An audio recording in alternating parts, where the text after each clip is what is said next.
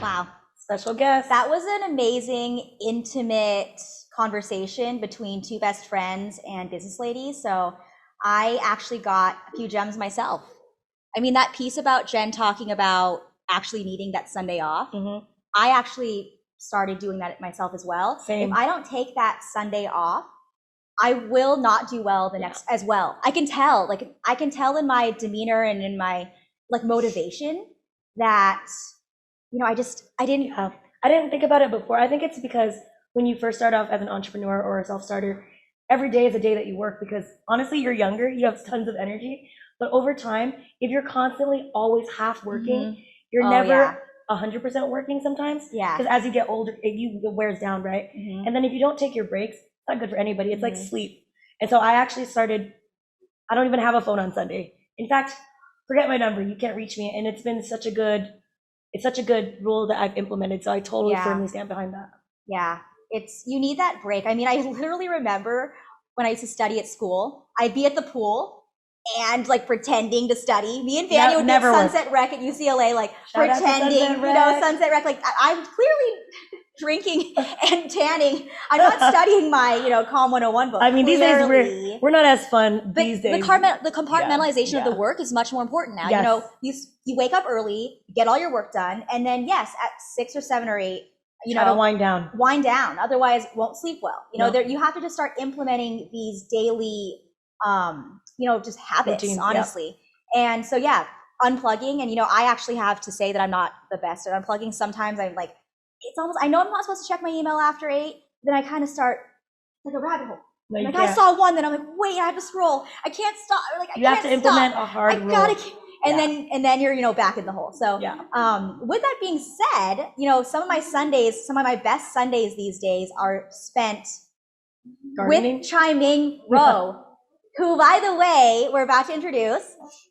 She is actually my edible garden consultant. And I know that sounds super bougie fancy, but it's not, okay? It's essential because she helps me grow so many amazing vegetables in my garden. It's become my #1 hobby. Honestly, last year I didn't have a hobby.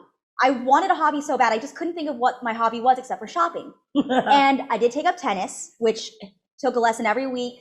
I'm decent now. Like at least I can like get it over. I got like kind of a swing going. My backhand is dirty though. Okay.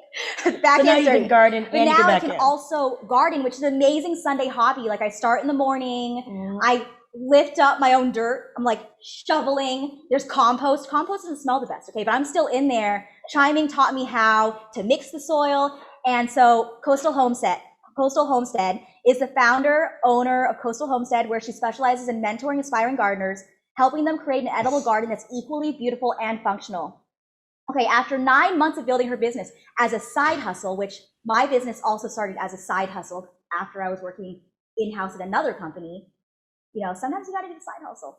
She recently left her corporate job as a finance director to pursue growing Coastal Homestead into a full-time operation. She leverages her homegrown knowledge in gardening, her professional experience, as well as growth on social media to bootstrap her business. And let me tell you, I remember I only met Chia-Ming, you know, a couple months ago actually, but she's like my best friend now because she knows everything about gardening and she responds to my text messages every day. But let me tell you, she showed me an Excel spreadsheet and I was like, wow, because apparently lots of business school graduates know how to do these spreadsheets, okay? Very math-oriented spreadsheets. And Noël told me too that she does these for almost every facet of her life, where she plugs in the numbers to actually figure out if she's able to do certain things that she wants to do. Is it feasible? Amazing. Is it feasible? Is it feasible? So Chia-Ming figured out how many gardens she would need to consult on to quit her day job. She showed me the math. She had to do a certain number of gardens and how many, you know, speaking engagements she'd have. She put it all together. And that's how she was able to leave her corporate job. Like that's a dream of so many women to be able to start their own businesses and you know, go off on their own as a content creator. And she was able to do that with a spreadsheet. Yeah. Okay? I mean, what an incredible skill, right? So like usually when you have a bright idea or like a dream idea, you're like, how can I start? How can I take the leap? One way to take the guesswork and the fear out of it is you're not going to be fearful if you tap into what you know. And do the math. Do the math. And if you can do the math, sometimes you can't. Sometimes you do have to take a leap of faith. But as much math as you can do, that would be amazing. Also, these models that these women are able to create. Modeling. That's what it's called. Modeling business structures can guide you laterally across anything you want to do in your life. So I'm speaking like I know, but like seriously, I don't know. We don't know. We don't know. We should but do we know Noel's, what we don't do Noel's bio yeah, now, because honestly, this is also equally impressive. Yeah. It's like, okay, so let's start off with Harvard Business School. Right. Because let's be honest, Harvard Business School is not easy to get into. Okay. Yeah, sorry. no. So she'll be talking to Noël, Mika Bahamón, who is a creative industry leader and senior executive. Noël is a force in the business and startup world. After graduating from Harvard Business School over a decade ago, she was an executive at the Walt Disney Company on the business development team that closed historic deals, including the development of the Shanghai Disneyland. She has expertise in building communities and scaling businesses, which is so hard, most recently leading the VC-backed startup Chief. Recognized as one of Fast Company's 10 most innovative companies of 2020, Chief has united the country's top executive women to propel their careers in the C-suite and into board seats. Throughout her career, Noël has driven strategic results for global companies and various startups that have helped shape the landscape of content marketing and storytelling. Yeah, and with that being said, we're ready to learn how to do the modeling so that we can figure out how to be strategic in our businesses. Take it away, ladies.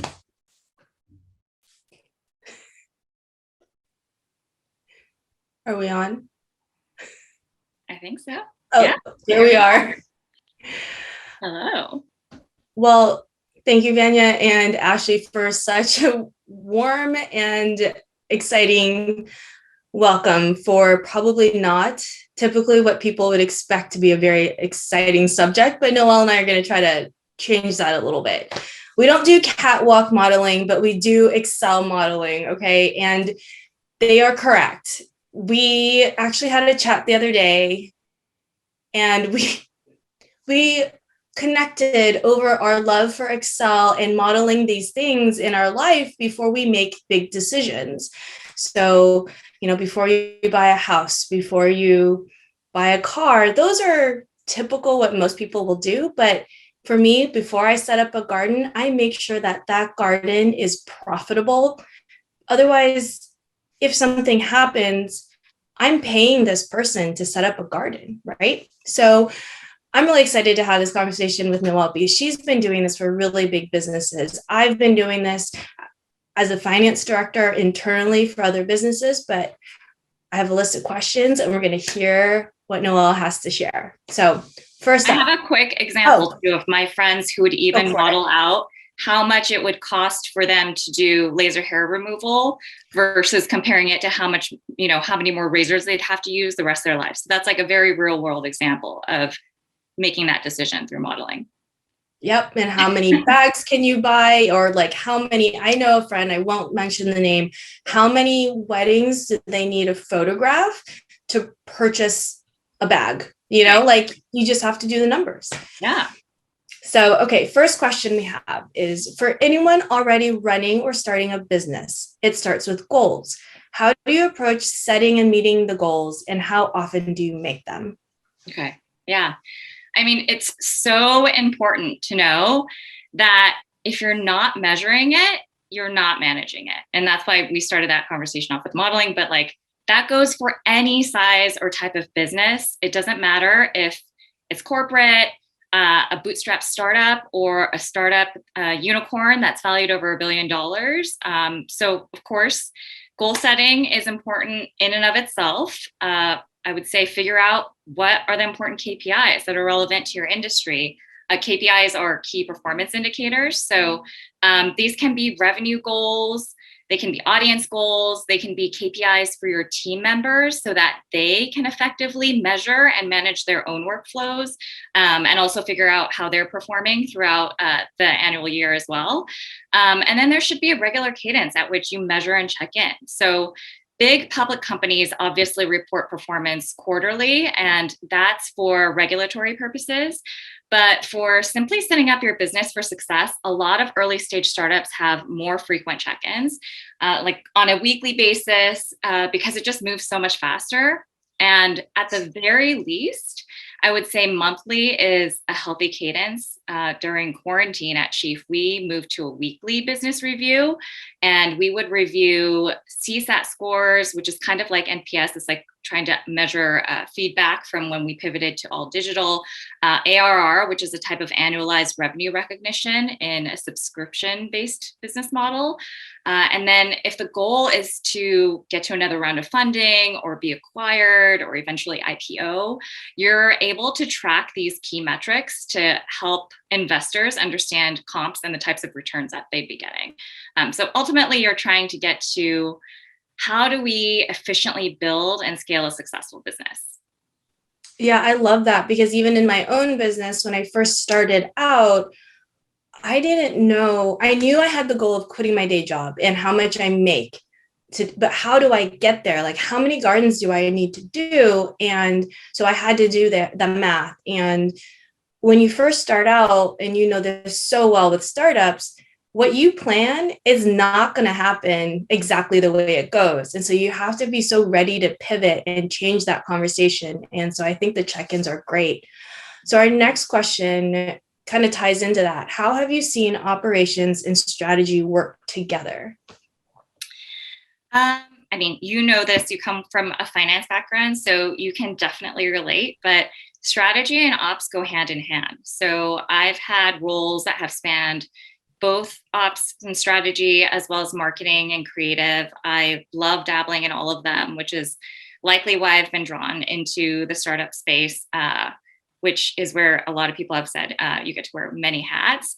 So strategy is usually set and operations is the execution. And so they work together because you can't commit to a strategy that can't be executed. And the strategy means nothing if there's no operations to support it.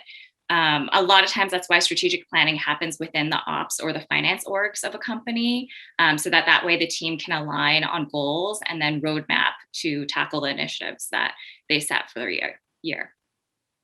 Yeah, I love that, because again, in my small example of I'm a one-person shop, I set out to set up gardens, but then I realized, oh man, that is a lot of gardens to actually quit my day job. So I started thinking about what are some other opportunities?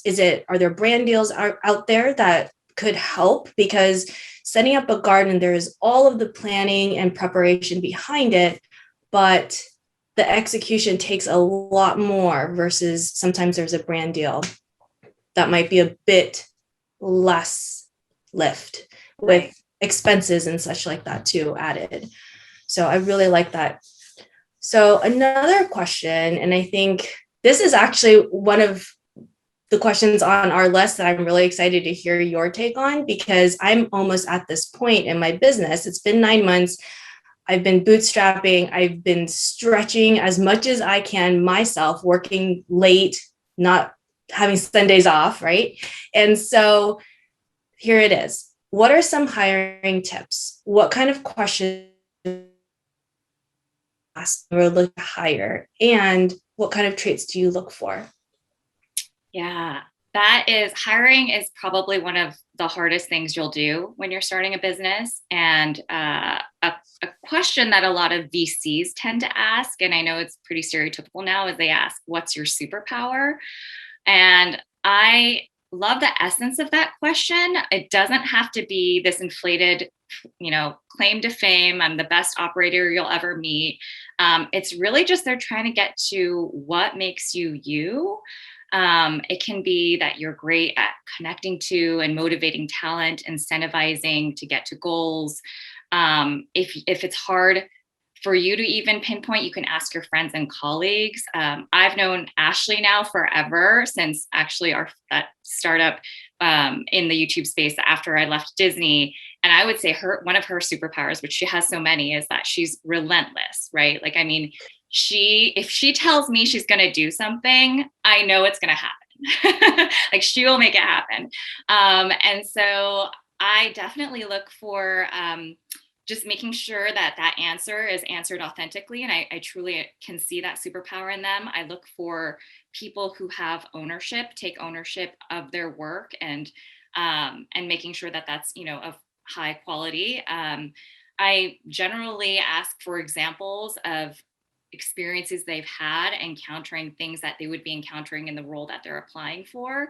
At Chief, we actually do generally have, and some companies like Google will have you do an exercise. So there might be some sort of homework you have to do or a presentation to really show that you have the chops for what you're applying for. But yeah, in generally, I'm really looking for who is going to be complementary to the team that we currently have. So plugging the holes that we need. So it's actually, I want someone who's different. Like, I don't want someone who's the same as all the other people who are here, because that's not really adding much or adding much innovation to what we're doing.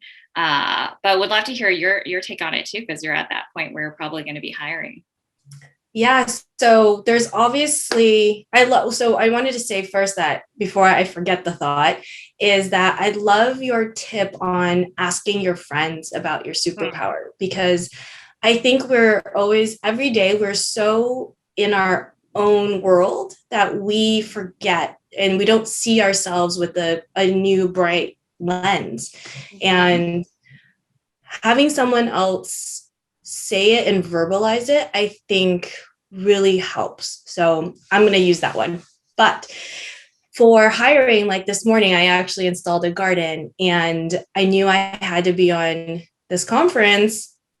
So I hired up. So I got 2 people to come, and luckily they had come, like, helped me before, but there's a little bit of technical training needed too, right? When we're setting up a garden. And so, the strawberry plant was a little bit lower in the soil than I probably would have wanted it to be. So I did have to redo it. And so that's the type of thing that holds me back from hiring, because, well, I'm not going to be able to check every single box that they know how to plant every single thing. I'm just going to have to trust, and that this is going to be an investment in the relationship. So what I'm actually looking for is responsiveness.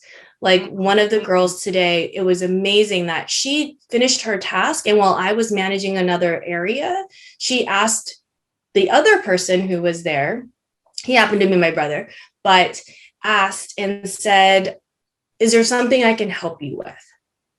Now, having someone with that attitude is amazing. And I think in my time in corporate life, there's so many people who only want to do their job and that's it. And so you don't get that team player. And I think when you're an entrepreneur, there is no room for, stragglers or, a loose link or anything like that. So, yeah. That's so true. Yeah. Okay. So the next part, what is the hardest part of running a big company? And can you give a small business owner who can't afford a COO some tips? Yeah, if you're in a hyper growth environment, one of the hardest parts is really the people management, which I know we were just talking about hiring, but even once people are on board, there's actually this great article that's about giving your Legos away.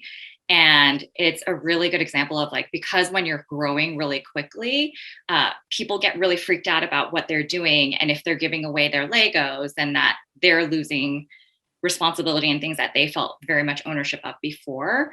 And so that's a really big one. I think keeping the innovation going is something that huge companies always struggle with, like even Disney with, like, they're like, we have to do digital, Disney Plus, so that's something. As far as tips for smaller businesses, it's always about priorities and figuring out what is most important to do, because time is really your scarcest resource, even more so than money.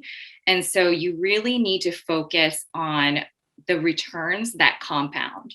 So what I mean by that is, when you are assessing the decisions about what you're trying to focus on and what you're trying to dedicate more time to, that's really the lens you should think of it through, right? Like, even just, we had talked about, like, which platform to focus on for your business, and which you should definitely talk about too, is like, the time you spent creating content for one thing means you're not able to do something else, right?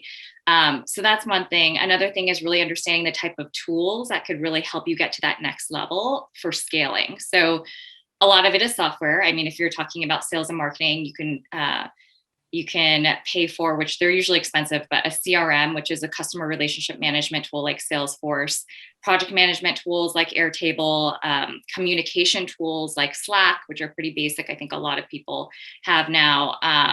So those things, and then just being able to de-risk a lot of these decisions through planning and modeling and just making sure that you understand kind of what the trade-offs are.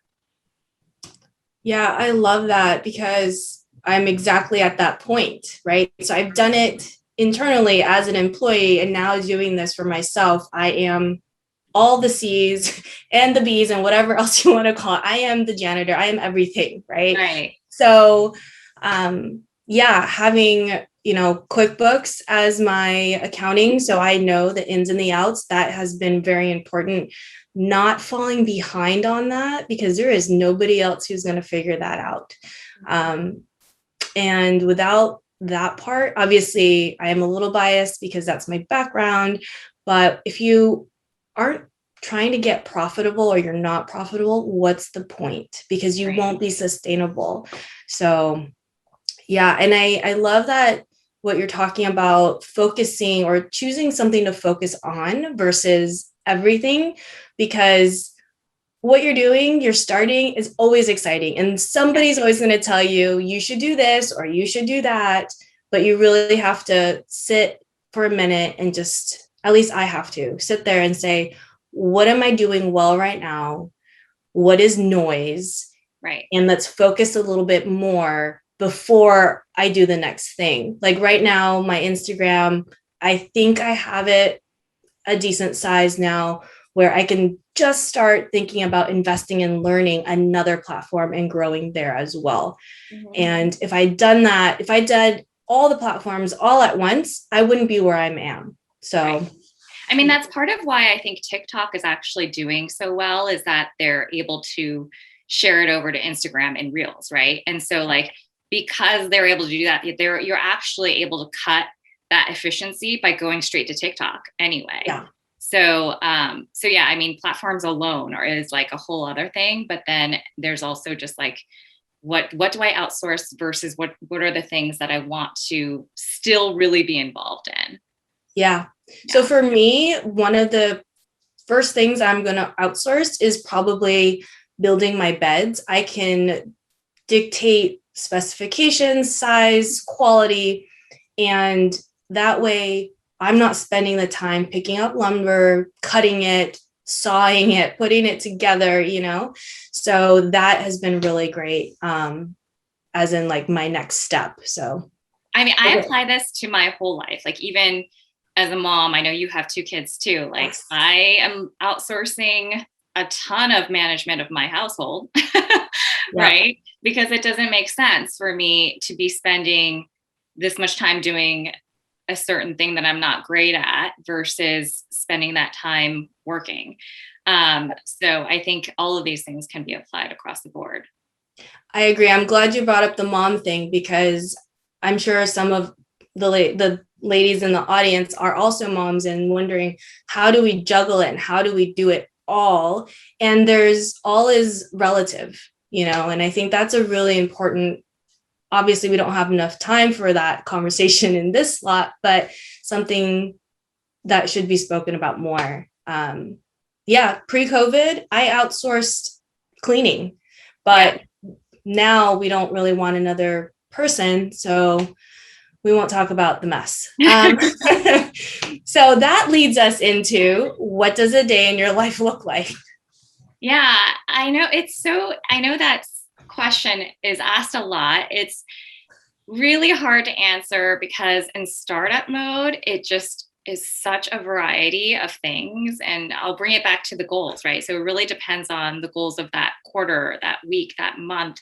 But broad strokes, I would say in my type of role, I just make sure that things are working and that the trains are running on time. Like that's my role, right? Because there are different parts of the company that report into me, but they all have great leaders too of their own departments. I need to trust that they are managing their teams, but I'm there as a resource at any time. So with that said, there could be things throughout the week regarding strategic planning. So that's for our quarterly planning process. And what goes beyond the actual strategies, then we need to make sure we have the money to move resources to make sure we can actually execute. Meeting with potential partners, that could be brand partners, that could be internal partners, building out teams and processes. So again, hiring is never ending. Figuring out org structure is never ending. We constantly have to change our processes as we get bigger. And then we have initiatives that are launching every month. So those things need to be project managed as well. So those are kind of a few of the different things that go into my day-to-day. I would love to hear about your day-to-day because I'm sure it's very different now that you've launched your business. I think it's very similar, but different action and items. But sometimes it's putting out fires, right? For example, Ashley wants more beds. I went to the lumber yard and they're running out of lumber. So luckily I got there in time, and then the guy knows to save it for me, right? But these are the types of things that if I can't get a certain thing that I need to install a garden, I don't have a garden. And then I'm delayed, and then revenue doesn't come in the month that I expected it, and everything gets pushed.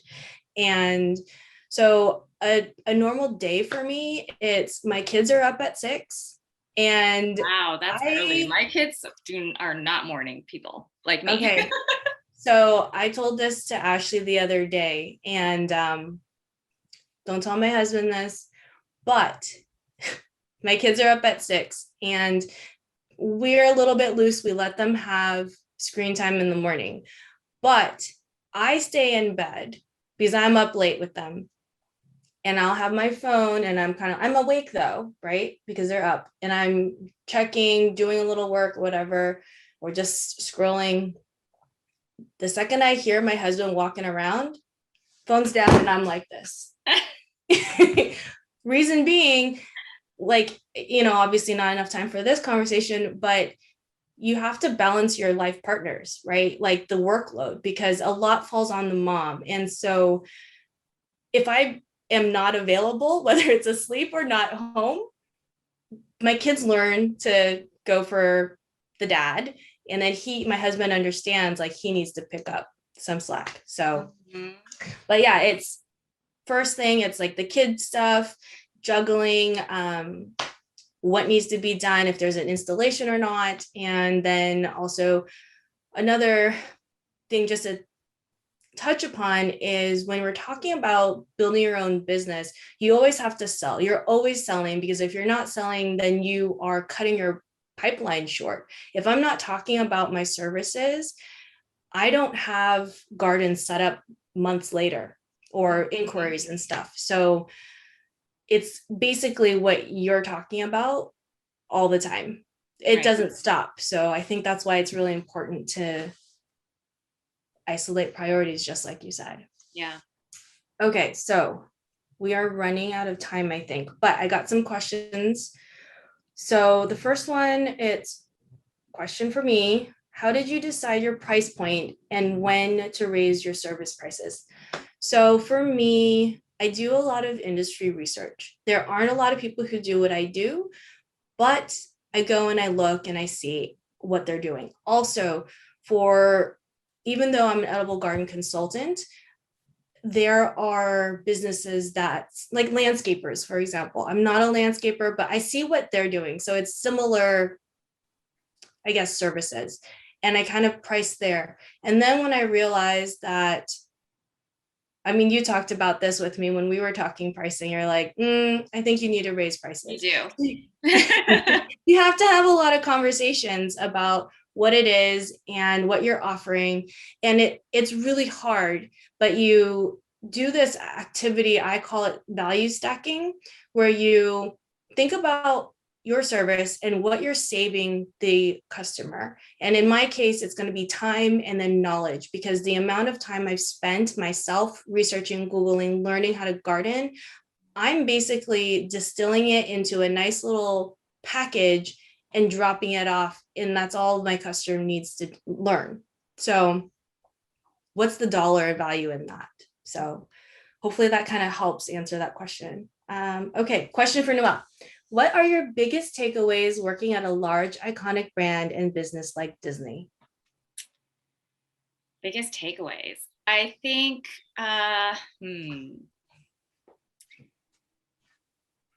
so the biggest takeaway is actually working anywhere is the people that you meet there. Because I mean, as you can tell from what even this day is at Rare Day, it's the people that you know and it's your network that really provide the opportunities to you, and really not even just job opportunities, just really opens up your world, right? Not to be like very Aladdin about it, but it really is a whole new world through these people that you know.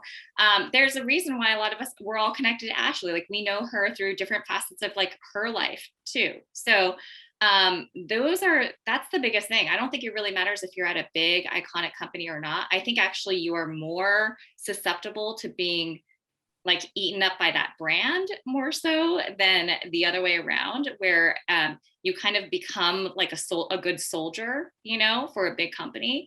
And I think it's always good to just keep your mind open and realize that like there is always so much opportunity out there. If you want to go for it, you can do it. And the resources that you get from working is truly from the people that you meet and the people that you might start a business with, that you might do a partnership with in the future.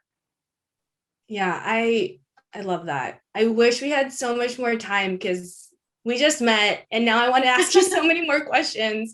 I'm hiring you too. So we'll see each other soon. Perfect.